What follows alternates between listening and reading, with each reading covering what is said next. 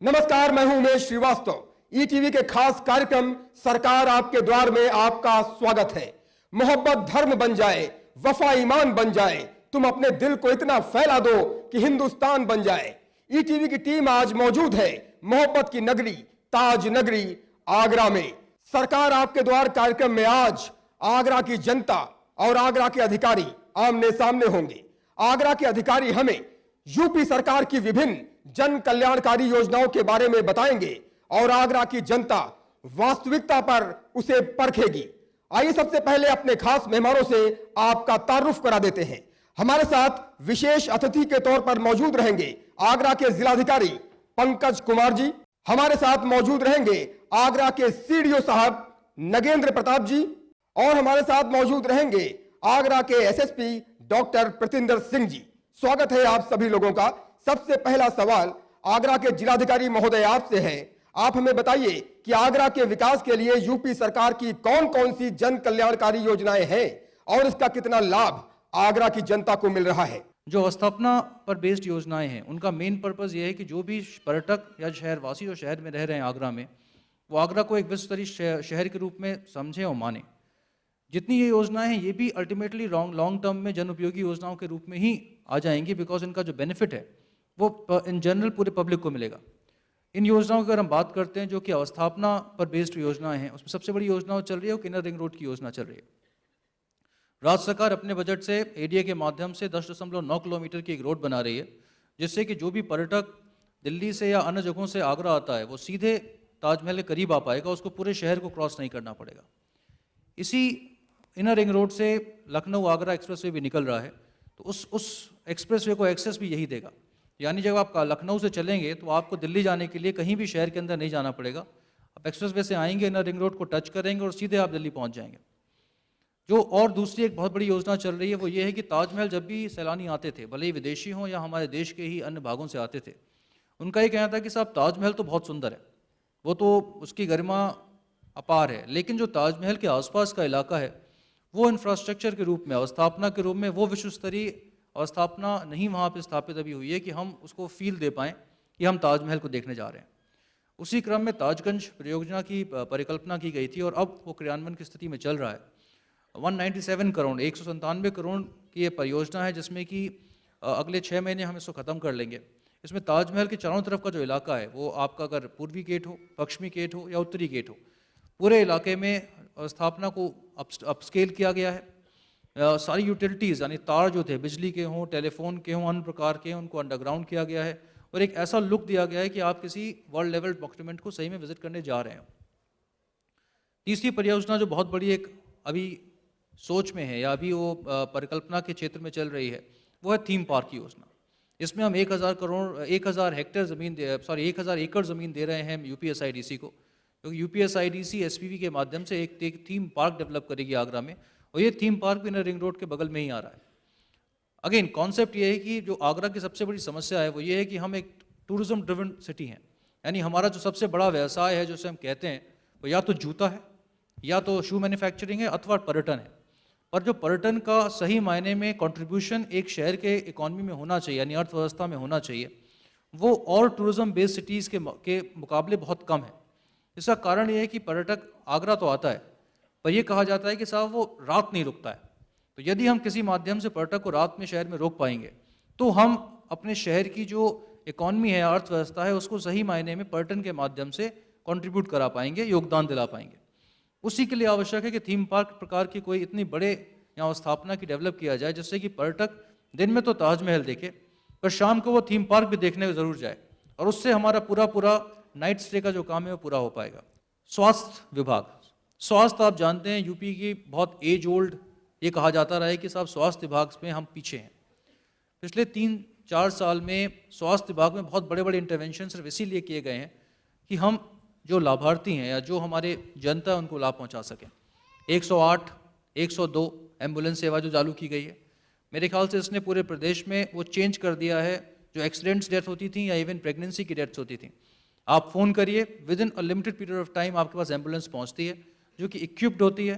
उसमें इतना इक्विपमेंट होता है कि अगर आवश्यकता है तो लाइफ सेविंग हो सके और पूरा काम करा पाते हैं। हमारे अस्पतालों में जो जांचें हुआ करती थी, भले वो पैथोलॉजी की हों, अल्ट्रासाउंड्स हों, एक्सेट्रा, उनमें जो हम लोग पैसे लेते थे वो ख़त्म कर दिए गए हैं। बहुत बड़े मात्रा में इंफ्रास्ट्रक्चर ऐड किया गया है NRHM और NUHM के माध्यम से।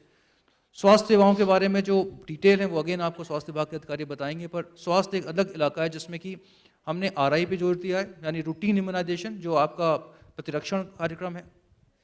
हर क्षेत्र में काम करके मातृ सप्ताह हमने भी मनाया, जिसमें कि जितनी भी हाई रिस्क प्रेगनेंसीज थी, यानी जो ऐसी महिलाएं थी जो कि गर्भवती हैं, उनमें अगर हमें कहीं भी प्रतीत हुआ कि इसमें डेंजरस है या क्रिटिकल हाई रिस्क प्रेगनेंसीज है, तो हमने उनको आइडेंटिफाई किया है, उनको स्वास्थ्य के बेनिफिट्स पहुंचाए जा रहे हैं।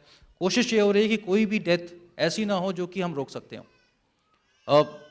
कृषक दुर्घटना बीमा योजना, किसानों को आप जानते हैं, अभी भी हम ये मानते हैं कि हम कृषि प्रधान प्रदेश हैं, और कृषि प्रधान प्रदेश में किसान एक तरफ तो मौसम की मार झेलता है, दूसरी तरफ बहुत तरह से और से भी इश्यूज से उसका जीवन बहुत कठिन है आज की डेट में। ऐसे में कृषक दुर्घटना बीमा योजना के माध्यम से यदि किसी किसान की किसी दुर्घटना में मृत्यु होती है तो हम उसको 5 लाख रुपए देते हैं। ये योजना पहले मात्र 1 लाख मिला करता था, अब माननीय मुख्यमंत्री ने इसको अपस्केल करके 5 लाख कर दिया है। हमारे साथ आगरा जिले के सीडीओ साहब भी मौजूद हैं। आपसे जानना चाहेंगे, गांव के विकास के लिए, गांव के मौसम को गुलाबी करने के लिए यूपी सरकार की कौन कौन सी जन कल्याणकारी योजनाएं हैं और इसका कितना लाभ ग्रामीणों को मिल रहा है।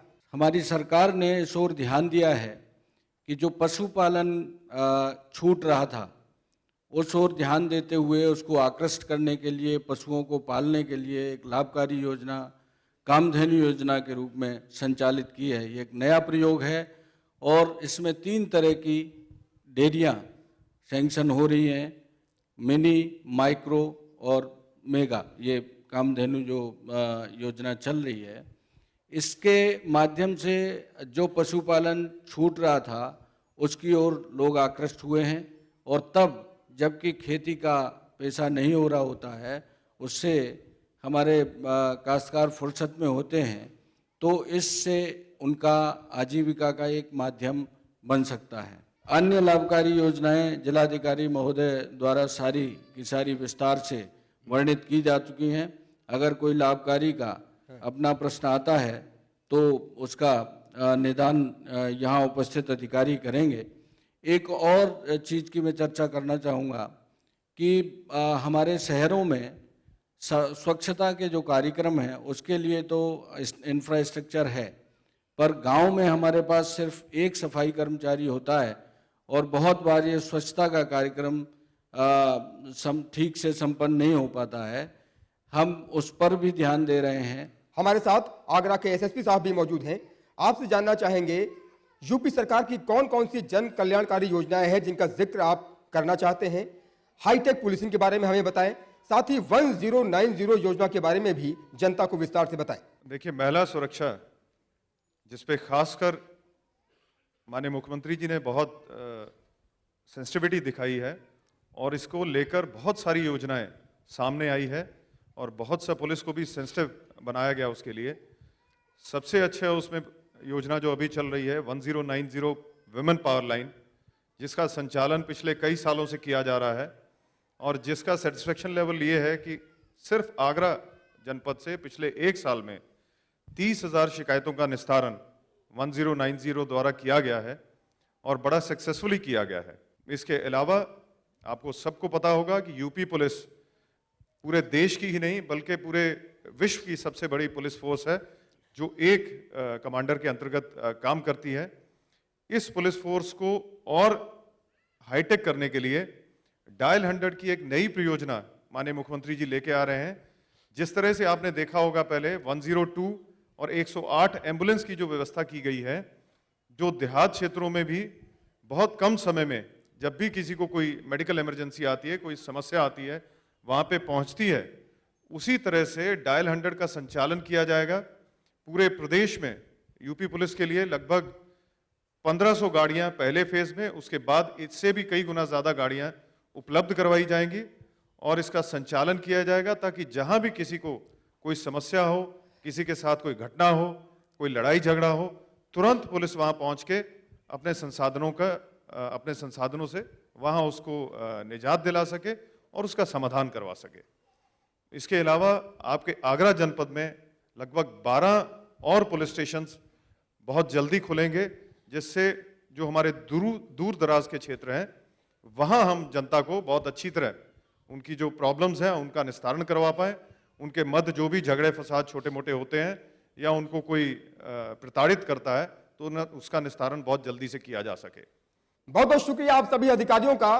बहुत सरल है आगरा के लोगों का व्याकरण, कुछ मैं आपकी सुनूं और कुछ आप हमारी सुने।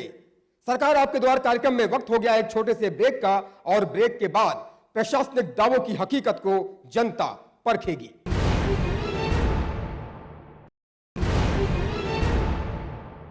सरकार आपके द्वार कार्यक्रम में आगरा की जनता और आगरा के अधिकारियों के बीच संवाद जारी है, और अब हम विभागवार आगरा के अधिकारियों से बात करेंगे और जानेंगे यूपी सरकार की कौन कौन सी जन कल्याणकारी योजनाएं हैं। सबसे पहले बात कर लेते हैं उद्यान विभाग से संबंधित अधिकारी से। आप हमें बताएं, उद्यान विभाग से संबंधित यूपी सरकार की कौन कौन सी जन कल्याणकारी योजनाएं हैं और इसका कितना लाभ आगरा की जनता को मिल रहा है। विभाग द्वारा बहुत सी योजनाएं हैं जो किसानों के हित में हैं और आगरा जनपद में संचालित हैं, जैसे कि पुष्प उत्पादन है और फल फूल उत्पादन है और सब्जी उत्पादन है। इन सभी चीज़ों के उत्पादन में विभाग द्वारा 40 से 50% सब्सिडी किसानों को दी जाती है, जो बीज के रूप में या दवा और खाद के रूप में किसानों को डायरेक्ट उपलब्ध कराई जाती है। जिसमें पुष्प विस्तार क्षेत्र में बताना चाहूँगी, जैसे ग्लैडुलस की खेती है, गेंदा की खेती है और रजनीगंधा की खेती है। इन तीनों की खेती के लिए किसानों को प्रोत्साहित किया जाता है। आगरा जनपद में सबसे ज़्यादा उत्पादन आलू का होता है और आलू भी उद्यान विभाग द्वारा कृषकों को उपलब्ध कराया जाता है, और जिसमें विभाग द्वारा बीज प्रमाणीकरण कराने के उपरांत कृषकों को आलू में अनुदान दिया जाता है, जो कि लागत का 35% रहता है। उद्यान विभाग से संबंधित जो योजनाएं सरकार की हैं, आपको कितना लाभ मिला? आप बता रहे थे कि आप फूलों की खेती करते हैं, कितना लाभ हुआ आपको? फूलों की खेती करते हैं, उसमें हम ये रबी ने खरीफ वाली फसल में बोया जाता है और पौध लगा के गेंदा वेंदा जो हमारी दिवाली पे जा कर के ख़त्म हो जाता है, उसके बाद फिर हम आलू वाली फसल लेते हैं उसी उसमें गेंदा वाली खेती में। उद्यान विभाग की पॉली हाउस योजना के एक और लाभार्थी गजाधर सिंह जी हमारे साथ मौजूद हैं। आप हमें बताएं, फूलों की खेती से आपकी जिंदगी में क्या बदलाव आया, क्या परिवर्तन हुआ? फूलों की खेती से ये लाभ मिलता है हम लोगों को, एक तो सोना का रोग नहीं आता है आलू में, अच्छा बेनिफिट मिलता है उसमें, यानी 1 बीघा पक्के कम से कम 50-60 हज़ार रुपये मिल जाते हैं हम लोगों को। पॉली हाउस योजना का लाभ पाने वाले एक और शख्स हमारे साथ मौजूद हैं। आप हमें बताएं, इस योजना से आपको कितना लाभ मिला और आपके घर क्या फूलों की खेती से महक रहे हैं? इससे बहुत अच्छा लाभ मिला है हम लोगों को, और इससे हमारे घर में खुशियाँ ही खुशियाँ आ चुकी हैं, और इससे आगे भी बहुत अच्छा लाभ मिलने की उम्मीद है। जो इस साल मिला है वो अगली साल अच्छा मिलेगा लाभ हमें। पश्चिमी उत्तर प्रदेश की धरती गन्ने की खेती के लिए जानी जाती है। आप लोग अब गेंदे की खेती कर रहे हैं, तो गन्ने को अब गेंदा चुनौती दे रहा है? गेंदा अच्छी हमें प्रॉफिट देता है और इसमें कम लागत आती है और अच्छा बेनिफिट मिलता है। पॉली हाउस योजना के बाद बात कर लेते हैं कामधेनु योजना की। कामधेनु योजना से संबंधित अधिकारी हमारे साथ मौजूद हैं। आपसे जानना चाहेंगे, कामधेनु योजना से ग्रामीणों की जिंदगी, गांव में खुशहाली कैसे आ रही है, आप विस्तार से बताएं। कामधेनु योजना जो है वो माननीय मुख्यमंत्री जी की महत्वाकांक्षी योजना है। उनका मानना है कि पशुधन से जो है वो आर्थिक विकास की गति बढ़ जाती है। इस संदर्भ में माननीय मुख्यमंत्री द्वारा 3 योजनाएं लॉन्च की गई, जिसके अंतर्गत कामधेनु डेयरी योजना, मिनी कामधेनु डेयरी योजना एवं माइक्रो कामधेनु डेयरी योजना, जो कि हमारे जनपद में संचालित है। कामधेनु डेयरी योजना के अंतर्गत 100 पशुओं को पाला जाता है।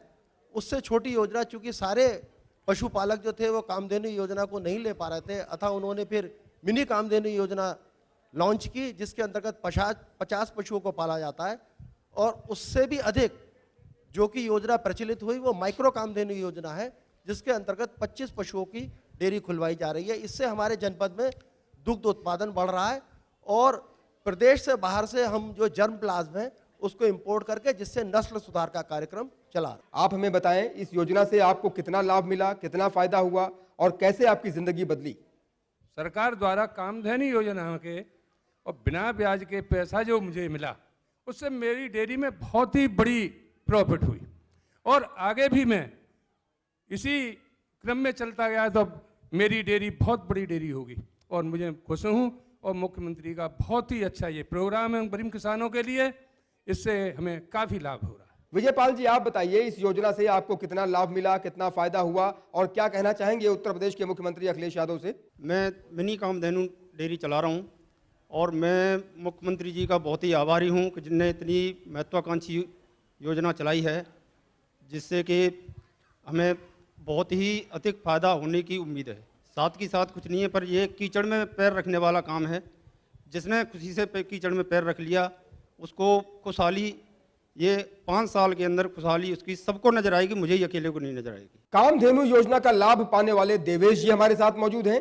देवेश जी, क्या कहना चाहते हैं आप? जो मिनी कामधेनु योजना जो चालू की गई, जो सबसे बड़ी सफलता है और हमारे लिए खुशी की बात यह है कि जितनी भी सरकारी परियोजनाएं आती हैं उनमें सरकारी तंत्र कहीं न कहीं अवरुद्ध पैदा करता है, लेकिन इसमें ऐसा लगा कि जैसे पूरा सरकारी तंत्र इतना सहयोगात्मक रवैया कि जैसे अपना खुद उद्योग जो है चलाते हैं, तो एक एक अधिकारी ने इतना सहयोग दिया है जिसकी वजह से आज ये योजना फलीभूत होगी। जो किसानों का रिएक्शन आ रहा है उसका बहुत बड़ा कारण इस तंत्र को जाता है जिन्होंने हमारा सहयोग किया है। और अब बात कर लेते हैं मत्स्य विभाग से संबंधित योजनाओं की। आप हमें बताएंगी मैडम, मत्स्य विभाग में कौन कौन सी योजनाएं हैं जिनका सीधा लाभ आगरा की जनता को मिल रहा है? इन 2-4 सालों में जो नई स्कीम्स रन की गई हैं उनसे आगरा की जनता को बहुत लाभ हुआ है। जैसे mobile fish parlour, sir mobile fish parlour में जो स्कीम दी गई है, मेरे यहाँ पर कई लाभार्थी भी हैं जिन्होंने यहाँ पर सफल संचालन किया है और मुख्यमंत्री जी इस योजना को वरीयता पर भी ले रहे हैं। और मोबाइल फिश पार्लर्स के अलावा हैचरी का पालन भी किया जा रहा है, जिसमें लोग यहाँ पर प्रोडक्शन करके बाहर सेल कर, क्योंकि पहले आगरा में सीड यहाँ नहीं उपलब्ध होता था, जो बाहर से मंगाया जाता था। तो मोबाइल फिश पार्लर और ये हैचरी की योजना और फिश फीड मिल की भी हमने स्थापना कराई है, जिसके लिए जो वो नेचुरल तरीके से करते थे उसको ना करके अब वो उस पूरक आहार को लोग यहाँ पर डालते हैं। आप हमें बताएं, मोबाइल फिश पार्लर से आपकी जिंदगी में क्या बदलाव आया, कितने खुश हैं आप? मैं मोबाइल फिश पार्लर चला रहा हूँ।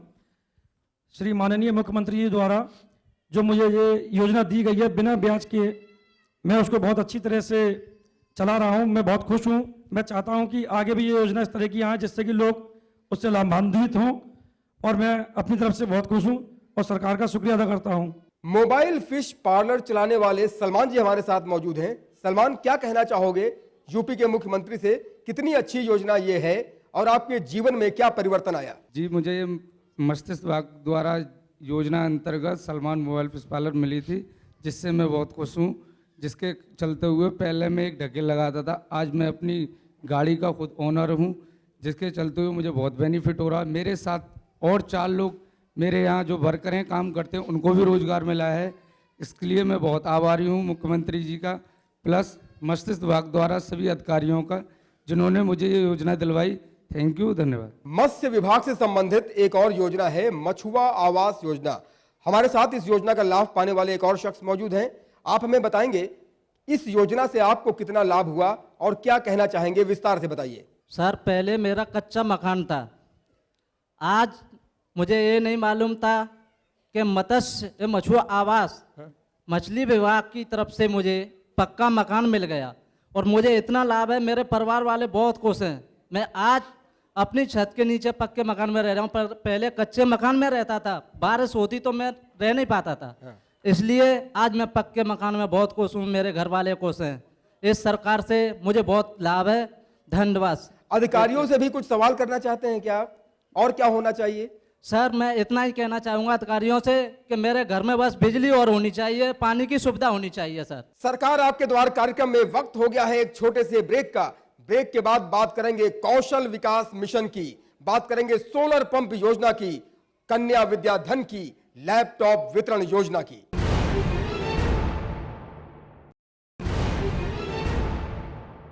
ब्रेक के बाद स्वागत है आपका सरकार आपके द्वार कार्यक्रम में। हम मौजूद हैं मोहब्बत की नगरी ताज नगरी आगरा में, और अब बात कर लेते हैं सोलर पंप योजना की। हमारे साथ इस योजना से संबंधित अधिकारी मौजूद हैं। आप हमें बताएंगे सोलर पंप योजना से लोगों को कितना लाभ मिल रहा है, आगरा वासियों की जिंदगी कितनी बदल रही है। उत्तर प्रदेश सरकार की सबसे महत्वपूर्ण योजना है डीबीटी योजना, डायरेक्ट बेनिफिट ट्रांजैक्शन, यानी किसानों के खाते में प्रत्येक प्रकार के अनुदान की धनराशि सीधे किसानों के खाते में की जाती है ट्रेजरी के ही द्वारा।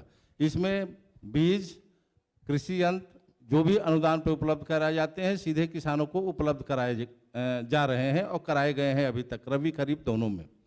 इसी प्रकार अभी सरकार द्वारा लॉन्च की गई है एग्री जंक्शन योजना।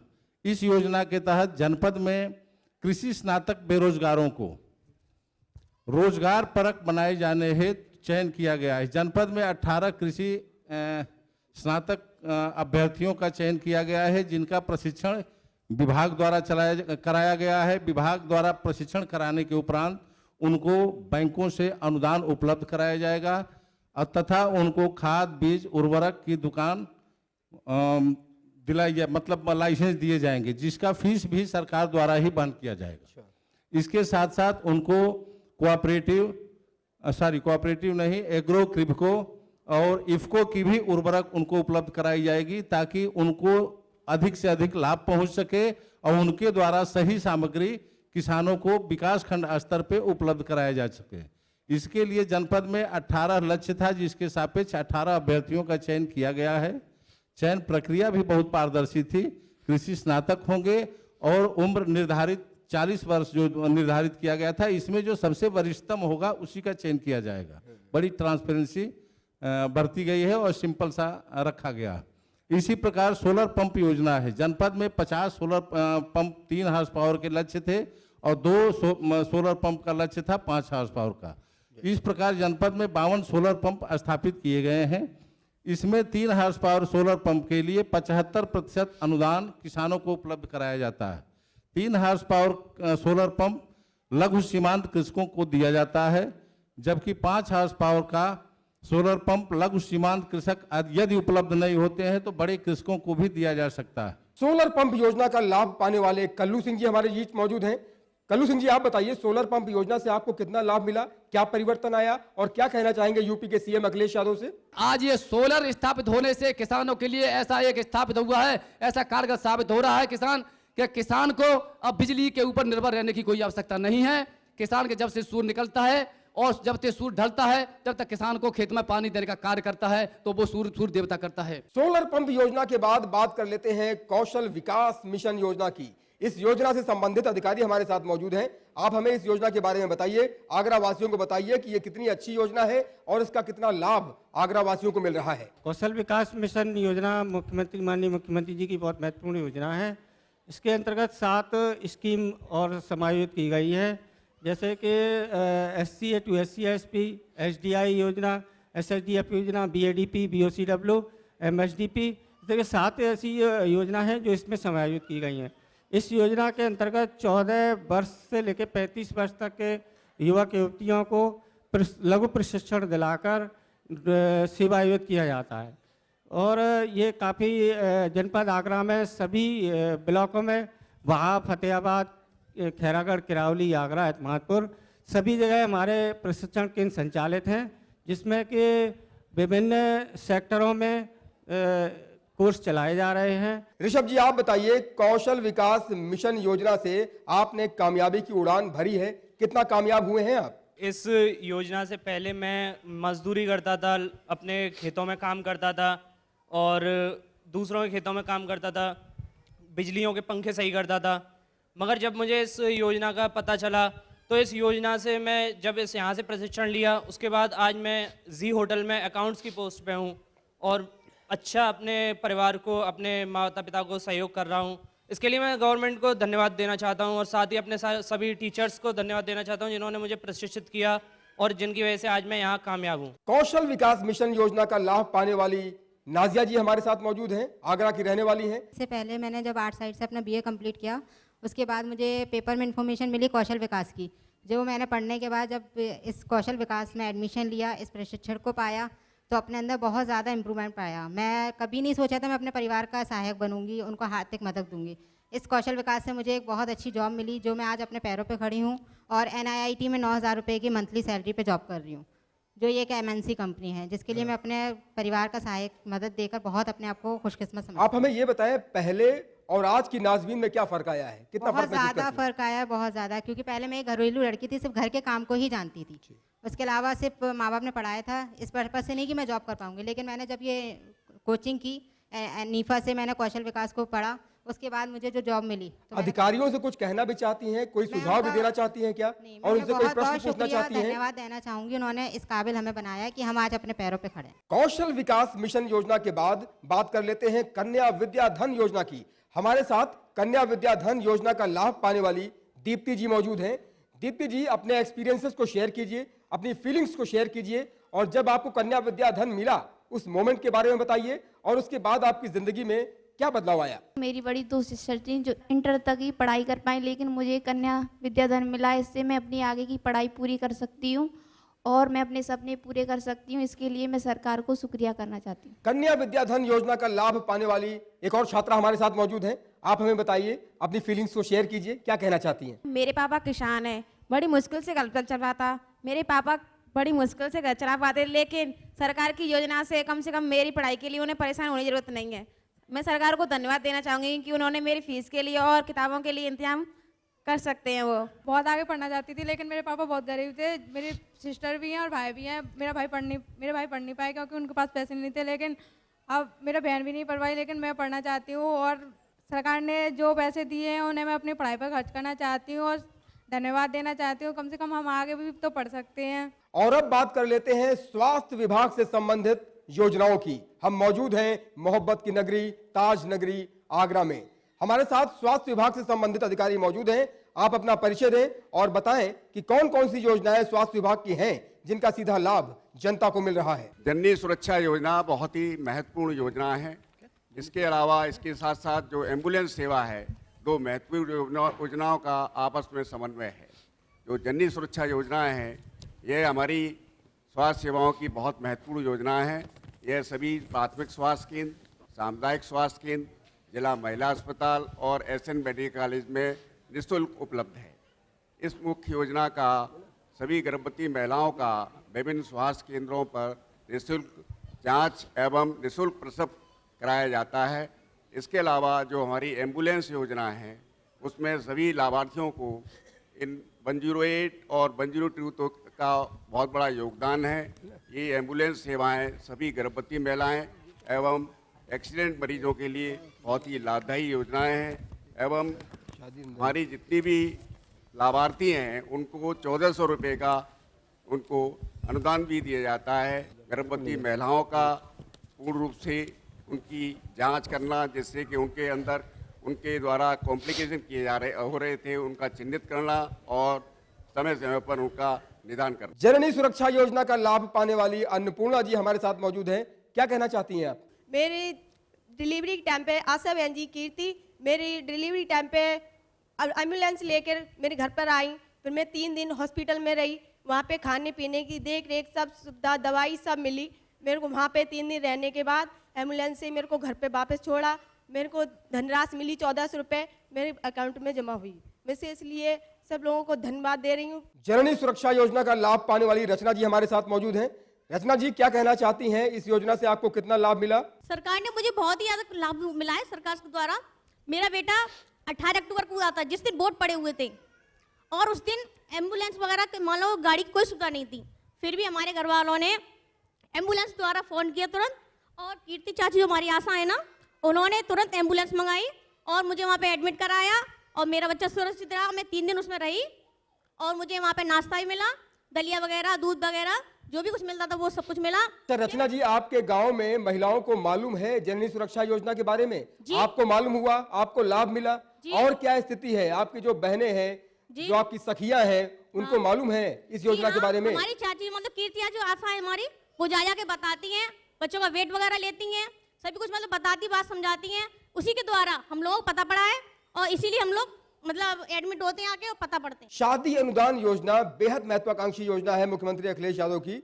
हमारे साथ आगरा के DMO साहब मौजूद हैं। आप हमें बताएं इस योजना के बारे में और कितना लाभ मिल रहा है लाभार्थियों को? अल्पसंख्यक समुदाय की बेटियों के लिए सरकार द्वारा, माननीय मुख्यमंत्री जी द्वारा योजना चलाई जा रही है शादी अनुदान की, जिसके तहत जो भी गरीब परिवार से जो बेटियां होती हैं, जो अभी तक हम समझते थे कि जो बेटियां अपने पिता पर बर्डन माना जाता था, बोझ माना जाता था, समझा जाता था, उसको दूर करते हुए माननीय मुख्यमंत्री जी ने शादी अनुदान योजना चलाई अल्पसंख्यक समुदाय के लोगों के लिए, जिसमें 10,000 रुपये जो पुत्री का पिता होता है उसको 10,000 रुपये की धनराशि दी जाती है, जिससे उसको सहयोग मिलता है कि वो अपनी बच्चियों की शादी एक अच्छे घर में कर सके। आप हमें बताइए इस योजना से आपको कितना लाभ मिला, कितना फायदा हुआ और क्या कहना चाहेंगे युवा मुख्यमंत्री अखिलेश यादव से? अच्छा पैसा मिला, 10,000 रुपये। मेरी बच्ची की शादी हुई और बगैर किसी परेशानी की वजह से, कोई परेशानी नहीं हुई और बहुत कुछ अच्छी तरीके से मुझे अपनी बच्ची के एक सहारा मिल गया। हमारे साथ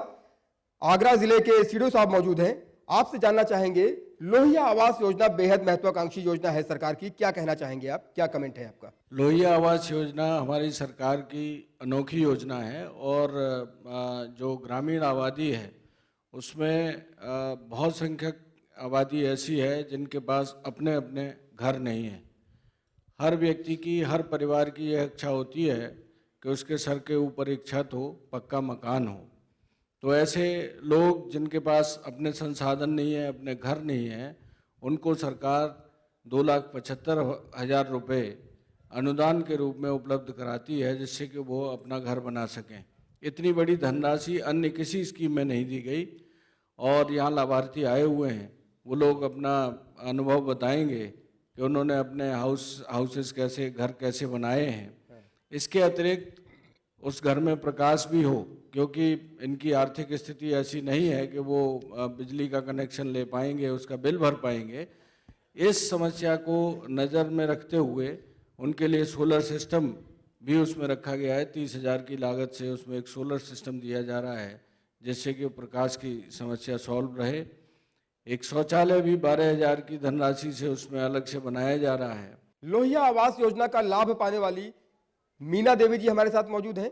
क्या कहना चाहती हैं? पहले आपका मकान कच्चा था, अब पक्का हो गया है? पहले हमारा मकान कच्चा था तो बरसात होती थी तो हमारे परिवार वाले बहुत दुखी थे, और अब लोहिया आवास मिला तो बहुत हमारे परिवार वाले सुखी हैं, और आपने सरकार ने बहुत सुविधा करी, बहुत अच्छी तरह से हमारे परिवार वाले रह रहे हैं। कितना लाभ मिला आपको लोहिया आवास योजना से? पहले क्या था, अब क्या हो गया?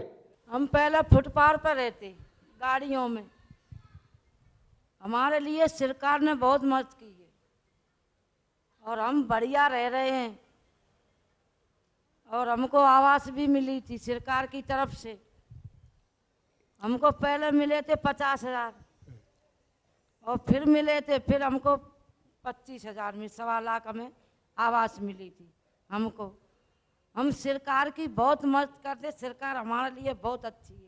सरकार आपके द्वार कार्यक्रम में वक्त हो गया है एक छोटे से ब्रेक का। ब्रेक के बाद ये सिलसिला जारी है।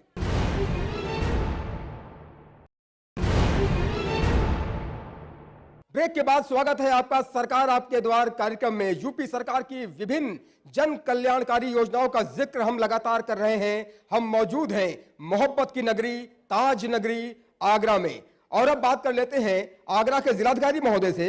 जिलाधिकारी महोदय, ये बताइए कि ई-टीवी की इस पहल के बारे में क्या कहेंगे, और दूसरा सवाल ये कि और कौन सी योजनाएं हैं, क्या कुछ और नई योजनाएं सरकार की आने वाली हैं जिनका सीधा लाभ आगरा की जनता को मिलने वाला है?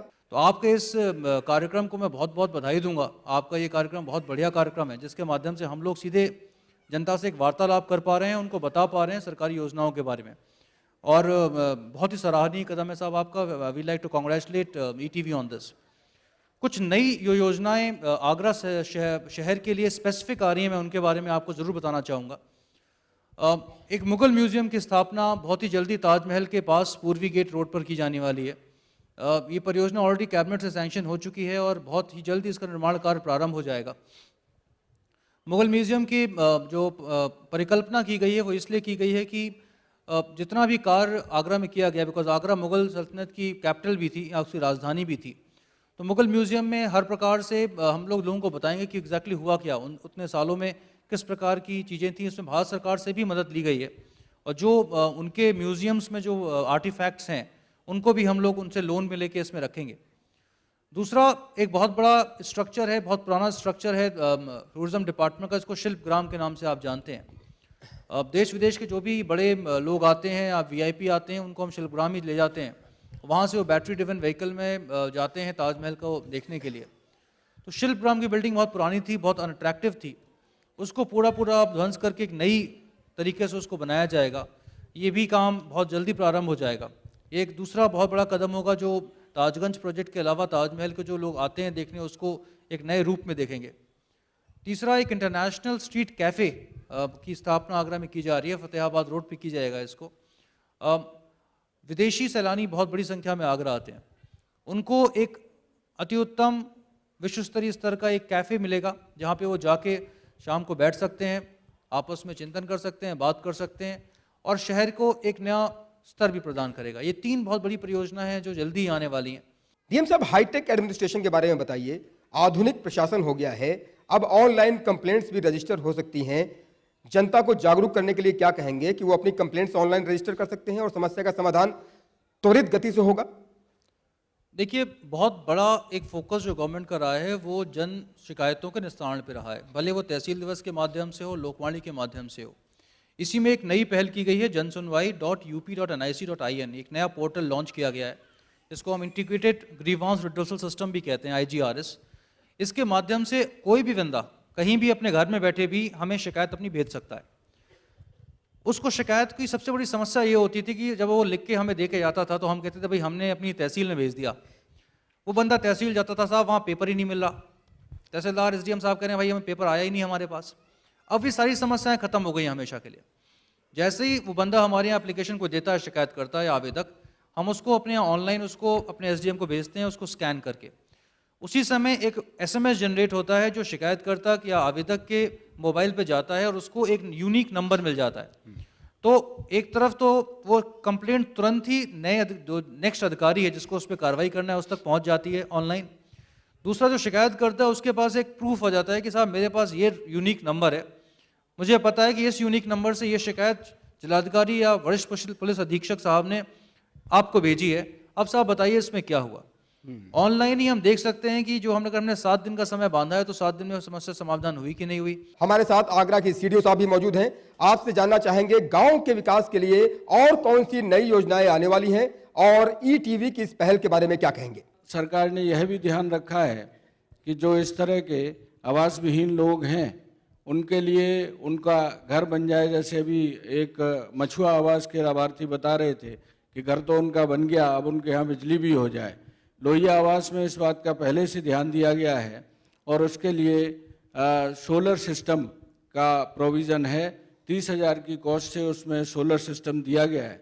साथ ही साथ उसके एक शौचालय का भी प्रोविज़न है, उसमें 12,000 रुपये उसके लिए अलग से रखे गए हैं जिससे कि उसमें शौचालय का भी इंतजाम हो।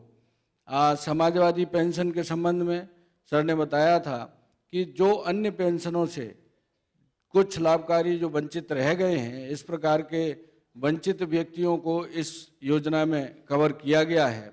एक और जानकारी मैं यहाँ देना चाहता हूँ कि टेक्नोलॉजी के माध्यम से जो हमारे यहाँ कंप्यूटरीकरण हुआ है और फीडिंग हो रही है, उसके माध्यम से अब उसके लाभ भी सामने आने लगे हैं। अभी उत्तर प्रदेश के स्तर पर एक जांच हुई और उसमें यह पाया गया कि कई लोग ऐसे हैं जो एक से अधिक योजनाओं में लाभ ले रहे थे और इस माध्यम से हमने उनको वो डिटेक्ट हो गए और अब एक से ज़्यादा योजनाओं में जो लाभ ले रहे थे उनकी पेंशन रोकी गई है और उन्हें अवगत कराया गया है कि भाई आप एक ही योजना का लाभ ले सकते हैं। तो हमारी जो सरकार है वो जो लाभ दे रही है उसका दुरुपयोग भी ना हो और पात्र लोगों को उसका लाभ पहुँचे, तभी योजना का असली लाभ उस जनता को, उस वर्ग को मिल सकता है जिसके लिए ये योजना संचालित है। आगरा के पुलिस कप्तान साहब से जानना चाहेंगे, किसी भी योजना को इंप्लीमेंट करने के लिए लॉ एंड ऑर्डर, कानून व्यवस्था की बेहद महत्वपूर्ण भूमिका होती है। आगरा वासियों को आप क्या आश्वस्त करना चाहते हैं कानून व्यवस्था को लेकर? हाईटेक पुलिसिंग के बारे में आपने जरूर बताया, महिलाओं की सुरक्षा एक बेहद गंभीर मसला है, उसके बारे में क्या कहेंगे? और ETV की इस पहल के बारे में क्या कहेंगे? सरकार आपके द्वार। देखिए, ETV की ये पहल जिससे कि हम सीधे संवाद में आते हैं हमारे खुद की जनता के साथ, हमारे जनपद वासियों के साथ, इसकी जितनी सराहना की जाए उतनी कम है। महिला सुरक्षा के बारे में बहुत ये सरकार, माननीय मुख्यमंत्री जी बहुत गंभीर हैं और बहुत सारे कदम उन्होंने इस डायरेक्शन में उठाए हैं। जैसे 1090 power line, women power line की बात हम पहले ही कर चुके हैं विस्तार से। उसके अलावा लक्ष्मीबाई सम्मान कोष के बारे में मैं सभी लोगों को बताना चाहूँगा। पहले तो हम ये प्रयास कर रहे हैं कि महिलाओं के साथ कोई अपराध ना हो।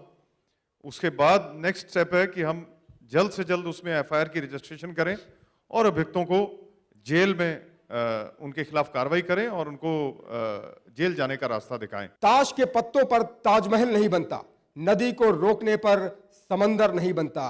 हर एक पल जिंदगी में लड़ना है, क्योंकि एक जीत से कोई सिकंदर नहीं बनता। बहुत बहुत शुक्रिया आगरा की आवाम का, बहुत बहुत शुक्रिया आगरा के अधिकारियों का। फिर मिलेंगे किसी दूसरे शहर में सरकार आपके द्वार कार्यक्रम लेकर। तब तक के लिए मुझे विदा दीजिए। नमस्कार।